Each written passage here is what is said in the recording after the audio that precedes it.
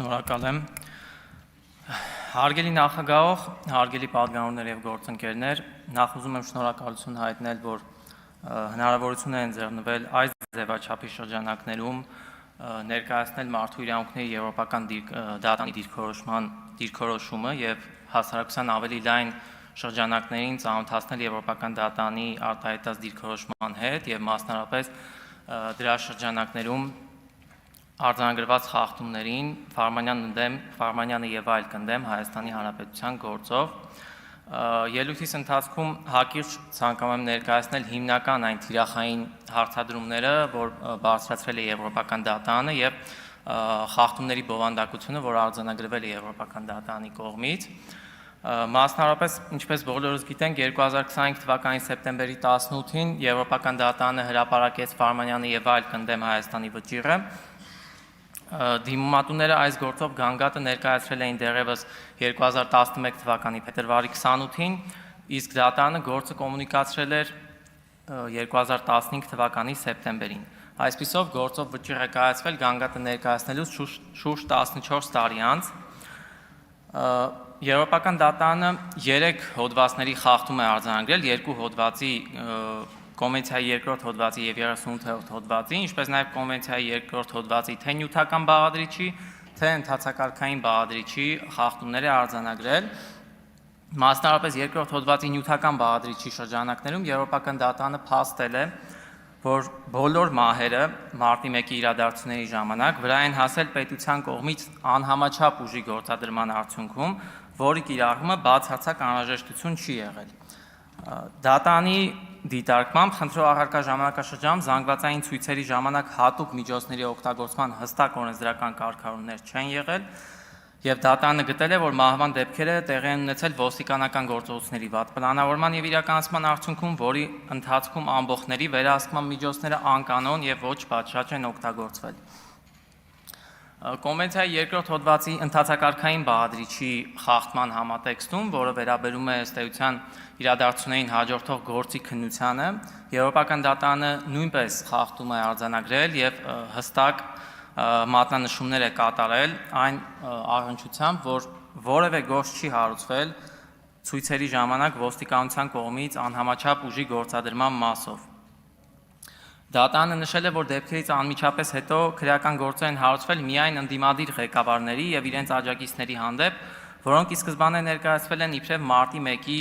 տեղի ունեցած մահերի անուղղակի պատասխանատուներ։ Ըստ դատանի այս ամենը քաղաքական կողմնակալության տպավորություն կարող է թողնել։ Դատանը խնդրահարույց է նաև համարել այն, որ մարտի 1-ի քննչական թիմում ներգրավված են եղել ոստիկանության եւ ազգային անվտանգության ծառայության մի շարք քննիչներ, փորձագետներ, իսկ ոմանք ուղղակիորեն իրականացրել են գործով կարևորագույն փորձաքննություններ։ Այս համատեքստում Եվրոպական դատանը գտել է, որ խնդիրներ կան անկախության եւ անաչառության համատեքստում, քննության իրականացման անկախության եւ անաչառության համատեքստում։ Բացի այդ, Եվրոպական դատանը հստակ շեշտադրում է կատարել, որ դիմումատները մի քանի ամիս ուշացումով են ճանաչվել որպես տուժող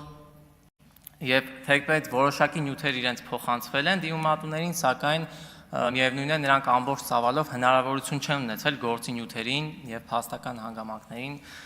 վարույթի ընթացքին ծանոթանալու։ Դատանը փաստել է նաեւ, որ որևէ քննություն չի իրականացվել հրամանատարական շղթայի հնարավոր պատասխանատուների վերաբերյալ, այդ թվում այն բարձրաստիճան սպաների, ովքեր պատասխանատու էին ոստիկանների կողմից ուժի կիրառման, ոստիկանների պատրաստվածության եւ վերջինիս գործողությունների վերահսկման համար։ Դատան նշել է, որ միայն 10 տարվա էական ուշացումից հետո միայն կարծես թե նոր քրեական գործ է հարուցվել եւ մեղադրանքներ են ներկայացվել մի շարք նախկին բարձրաստիճան պաշտոնյաների, այդ թվում Ռոբերտ Քոչարյանի նկատմամբ, սակայն հետագայում 2021 թվականի ապրիլի սահմանադրական դատանի որոշումից հետո այդ մեղադրանքը հանվել է։ Այժմ ավելի մանրամասն փորձեմ անդրադառնալ Եվրոպական դատանի արձանագրած 38-րդ հոդվածի խախտմանը եւ դրա բովանդակությանը։ Առհասարակ 38-րդ հոդվածի բովանդակությունը մարդու իրավունքների Եվրոպական կոնվենցիայի հետևյալն է, որ դատանը քննում է գործը կողմերի ներկայացուցիչների մասնակցությամբ եւ անհրաժեշտության դեպքում իրականացնում է նախնական ուսումնասիրություն, որի արդյունավետ իրականացման համար գործին առնչվող բարձր պայմանավորող կողմերը ապահովում են անհրաժեշտ բոլոր պայմանները։ Ըստ էության այս հոդվածը վերաբերում է պետության պարտականությանը համագործակցել Եվրոպական դատարանի հետ, Եվրոպական դատարանին տրամադրել բոլոր անհրաժեշտ նյութերը, որոնք անհրաժեշտ են գործի քննության համար, եւ բացի այդ այն նյութերը,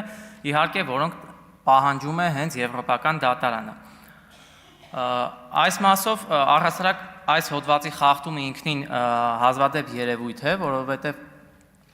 որոնողական համակարգերի հուդոկ որոնողական համակարգի ուսումնասիրություն ցույց է տալիս, որ ընդամենը 53 գործով է նման խախտում արձանագրվել մինչ այժմ տարբեր պետությունների հանդեպ, իսկ առհասարակ Հայաստանի Հանրապետության հանդեպ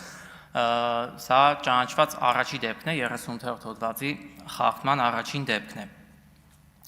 38-րդ հոդվածի խախտման համատեքստում դատարանը նշել է, որ բացառիկ կարևորություն ունի այս հոդվածը այն համատեքստում, որ պետությունները տրամադրեն բոլոր անհրաժեշտ տեղեկությունները, որպեսզի հնարավոր լինի ապահովել դիումների պատշաճ եւ արդյունավետ քննությունը։ Դատարանի պահանջով ապացույցներ տրամադրելու պարտավորությունը պարտադիր է պատասխանող պետության համար այն պահից, երբ այդպիսի պահանջ է ներկայացվել, լինի դա դիումը կառավարությանը կոմունիկացնելիս կամ գործի քննության ավելի հետագա փուլում։ Հիմնական պահանջը այն է, որ պետք է ներկայացվեն բոլոր պահանջված փաստաթղթեր, իսկ եթե նույնիսկ չեն ներկայացվում, պետք է պատշաճ հիմնավորումներ ներկայացվեն, թե ինչու չեն ներկայացվել այս կամ այն փաստաթղթերը։ Դատարանը, Եվրոպական դատարանը հստակ արձանագրել է, որ կոնկրետ փաստաթղթեր են եղել, որոնք պետությունը չի ներկայացրել եւ առհասարակ չի ներկայացրել հիմնավորումներ, թե ինչու այդ փաստաթղթերը Եվրոպական դատարանում չեն ներկայացվել։ Հիշեցնեմ, որ դատարանը գործը կոմունիկացրել է 2015 թվականի սեպտեմբերի 1-ին եւ նույն պահանջը փաստաթղթերը ներկայացնելու ներկայացրել է 2016 թվականի մայիսի 18-ին, այսինքն պետության կողմից փաստաթղթեր ներկայացնելու գործողությունները այս գործի շրջանակներում ավարտվել են 2016 թվականից հետո եւ 2016 թվականին եւ դրանից հետո պահանջ չի ներկայացվել։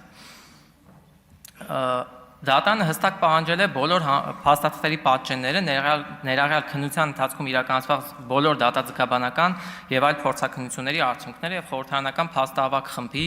կողմից պատրաստված բոլոր փաստաթղթերը։ Սակայն դատարանը արձանագրել է հետագայում, որ օրինակ չեն ներկայացվել Չերեմուխա 7 արդյունքաբեր գնդակների երկրորդ բալիստիկ փորձաքննության եզրակացության պատճենը, ինչպես նաև գործի այն նյութերը, որոնք վերաբերում էին նախկին քրեական օրենսգրքի 104-րդ եւ 373 պարագրաֆ 3-րդ հոդվածներով հարուցված գործերին, ինչպես նաև վկաների հարցաքննությունների եւ դեպքի վայրի զննությունները, այդ բոլոր փաստաթղթերը չեն ներկայացվել։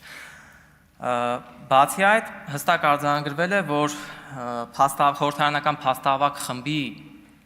փաստաթղթերը կառավարությունը որևէ կերպ չի ներկայացրել, չնայած Եվրոպական դատարանի պահանջներին փաստահավաք խմբի կողմից հայտնաբերված փաստաթղթերը նույնպես ներկայացնելու ուղղությամբ։ Դրանք հետագայում ներկայացվել են արդեն դիումատուների կողմից, բայց Եվրոպական դատարանը արձանագրել է, որ դա չէր ազատում կառավարությանը նույնպես այդ փաստաթղթերը Եվրոպական դատարանի պահանջին ի պատասխան ներկայացնելու։ Այսպիսով, եթե հակիրճ ներկայացնեմ, սրանք էին դատարանի կողմից արձանագրված խախտումների բովանդակությունը, ցանկանում եմ նշել, որ